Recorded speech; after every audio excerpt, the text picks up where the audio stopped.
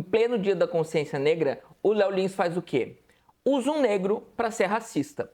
E sabe que eu nunca vi ninguém falar que o Léo Lins é identitário, né? Porque é isso, a gente precisa começar a conversar sobre esse tal identitarismo, onde ele tá, quem é, quem não é e quem se coloca num pedestal para xingar os outros de identitário, muitas vezes sem nem ter base material. Porque é isso, né? Quando um cara quer falar uma coisa racista, quando o cara quer ser racista, quando o cara quer ignorar a materialidade do racismo e ainda assim ter algum tipo de respaldo, algum tipo de credibilidade num mundo que comprova cientificamente que o racismo existe, que ele tem materialidade, que os dados, que os fatos mostram a sua existência, você vai usar o quê? Você só pode usar identitarismo, você só pode usar a autoridade de uma pessoa que vai estar errada, né? Vai estar falando besteira, mas, né, se essa pessoa tá dentro daquilo que é entendido como uma identidade que pode falar sobre o tema, porque a gente também não sabe nem o que é conceito local de fala, né? Então vamos falar sobre isso em outro vídeo especialmente, mas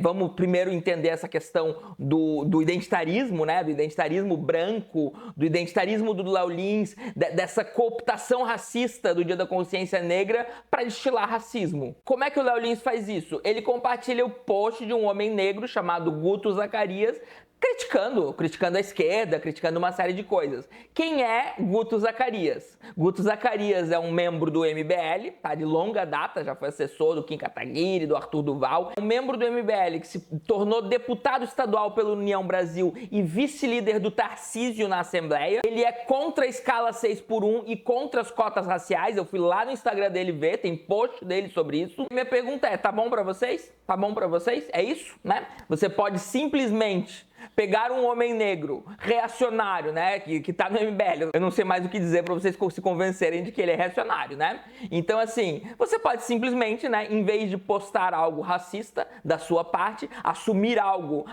o seu racismo, você posta uma pessoa negra fazendo isso. A gente precisa entender que o racismo, ele tem materialidade. As lutas raciais são lutas extremamente legítimas, são lutas também de classe, né? Porque essa materialidade também é uma questão de classe. Então a própria questão, a escala 6x1, né? O fim da escala 6x1 é algo que beneficiaria pessoas negras, porque muitas pessoas negras, boa parte, né? A maior parte das pessoas que está nessa escala são pessoas negras. As cotas raciais beneficiam pessoas negras. É claro que tanto o fim da escala 6x1 quanto cotas raciais ainda são medidas que o próprio liberalismo, tá? O próprio liberalismo pode absorver, não são medidas comunistas, radicais nem nada, mas mais uma vez, eu não defendo que quanto pior, melhor, né? Eu não defendo que a gente tem que então deixar toda coisa degringolar para então vir algum dia uma revolução, alguma coisa. Nem conheço gente de esquerda que defende isso, tá? O meu ponto aqui é que a gente tá falando de coisas que não tem muito o que discutir, não é muito que uma questão de opinião, sabe? Não é muito que uma questão de opinião e não é muito uma questão de quem que tá falando. Então se tem um homem negro falando que é contra o fim da escala 6x1, então essa logo é uma pauta racial legítima do movimento negro, né? Como se fosse uma questão de identidade. Isso é identitarismo. Você que tá chegando agora no canal, eu sou o professor Daniel Cidade, bacharel e licenciado em filosofia, mestre e doutor em filosofia política e ética. Eu queria convidar você a se inscrever no canal, deixar aquele like maroto e ativar o sininho. Quem se tornar membro do canal ou contribuir no Apoia-se, pode me mandar um e-mail, porque a gente tem um grupo de apoiadores do canal no WhatsApp. Aproveito para agradecer quem já está contribuindo e convidar vocês a me seguirem no Instagram e no TikTok. Você reduzir a coisa a uma questão de identidade. Você consegue entender que reduzir algo a uma questão de identidade, que é o que o Léo Lins faz? Sempre. Toda a direita faz isso, né? A direita que é a real identitária, embora exista uma esquerda conservadora que também é identitária, tá? Reduzir as coisas a uma questão de identidade é identitarismo. Se a sua identidade, se a sua pauta, se a sua discussão sobre identidade tem materialidade, a gente já não tá no âmbito do identitarismo, tá bom? A gente já tá no âmbito legítimo de pautas a serem discutidas. Então, todas as pautas de minoria, todas as pautas, inclusive, em nome da identidade de uma minoria são válidas, materiais e necessárias. Elas passam a ser um problema quando elas tornam-se somente uma questão de identidade. Que é quando você acha, né, que o problema é que existem poucos bilionários negros no mundo e não a questão da instituição, a concentração de renda e todas as ferramentas de poder que fazem com que seja possível a existência de bilionários.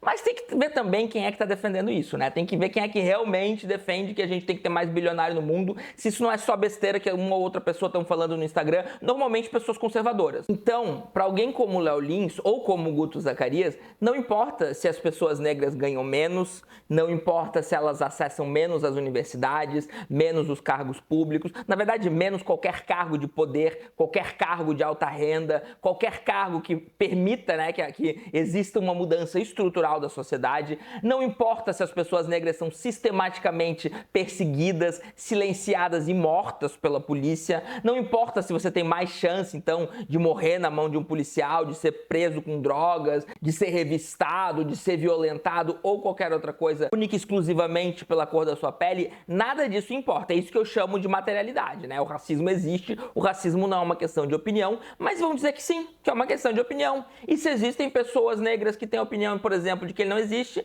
então ele não existe, e se eu que sou branco discordo, porque é um fato, né? Então, independente do que as pessoas negras vão falar, os fatos continuam sendo os mesmos, então eu que sou branco tô errado. O que você precisa entender é que isso também é uma construção da branquitude, e isso não é o conceito de lugar de fala, tá? O conceito de lugar de fala é muito mais complexo. Eu já vi bastante que boa parte da esquerda não sabe o que é conceito de lugar de fala, usa da mesma forma que a direita, né? Quer dizer, se eu consigo alguém de uma minoria para dar respaldo ao que eu estou falando, não importa muito se eu estou falando algo que está errado, algo que está materialmente errado. O que importa é a opinião das pessoas e eu vou mobilizar as opiniões a partir das relações de poder. E a verdade é que num mundo com 8 bilhões de pessoas, num país com 210 milhões de habitantes, você consegue pessoas de qualquer minoria, qualquer grupo oprimido, inclusive, para falar qualquer coisa, para dar respaldo a qualquer coisa. Então a discussão não tem como terminar por aí, ela não deve nem começar por aí. E é por isso que eu vou sempre dizer aqui, o verdadeiro identitarismo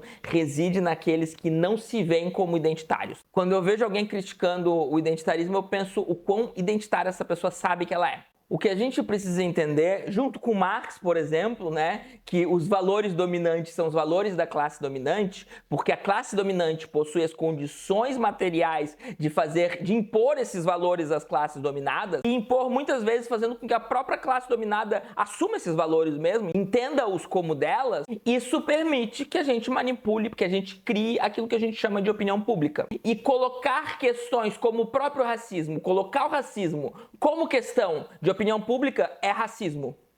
Porque racismo não é questão de opinião, racismo é questão de materialidade. O racismo é um fato que não tem como ser discutido. É como discutir a gravidade, é como discutir se a Terra é plana ou não, é como discutir que se eu entrar num vulcão eu vou morrer ou não. Eu vou morrer se eu entrar no vulcão. Precisa entender que a opinião pública já é uma construção do poder. Ela já é uma construção do poder, e se a gente for usar ela como foco central, a gente tem um problema. A gente tem um problema muito sério, muito grave, e daí a gente tá no âmbito do identitarismo. Tá? Do âmbito do identitarismo, que é um fenômeno predominantemente de direita, mas que uma boa parte da esquerda conservadora vai assumir para si. Porque elas não se colocam na tarefa de entender as estruturas de poder e atacar essas estruturas, mas simplesmente de pegar a opinião pública, pegar o que é popular na opinião pública, o que vai render popularidade, né? Isso é muito comum na era das redes sociais, porque estamos todos sedentos por popularidade. Então as pessoas vão pegando as popularidades, vão pegando as minorias, vão se utilizando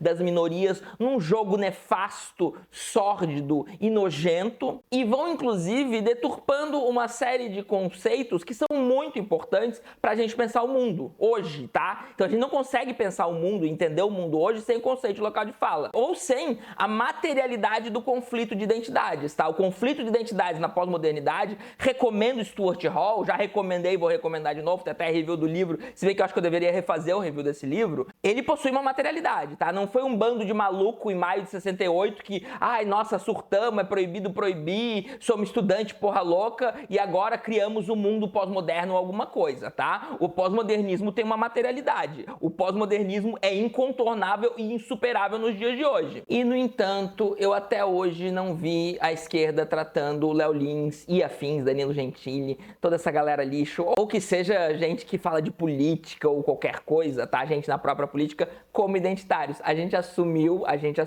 né, o identitarismo como um fenômeno de esquerda, de uma esquerda supostamente pós-moderna, embora se você pergunte, né, o que essas pessoas entendem como pós-modernismo, elas não vão saber direito o que dizer, não vão saber, e tudo bem, né, conceito complicado mesmo, mas assim, uma esquerda que permite, né, que todos esses fenômenos que a direita vai produzindo, vai materialmente investindo para gerar confusão, para gerar divisão, a gente permite essa divisão acontecer, né, a gente fica realmente se degladiando. Eu acho muito curioso, né, falando do Léo Lins, né, porque é um ser que me desperta, assim, muito nojo, né, essa figura desprezível, essa figura execrável do branco que quer um negro de estimação para ser racista no lugar dele. Do machista, do misógino que quer uma mulher para ser misógina no lugar dele, do transfóbico que quer uma pessoa trans para ser transfóbica no lugar dele. Qualquer, né, essas estruturas de poder dominante que começam a se utilizar dos dominados a seu próprio favor. Isso sempre existiu, isso realmente faz parte das estruturas do poder, a gente pode ir nelas.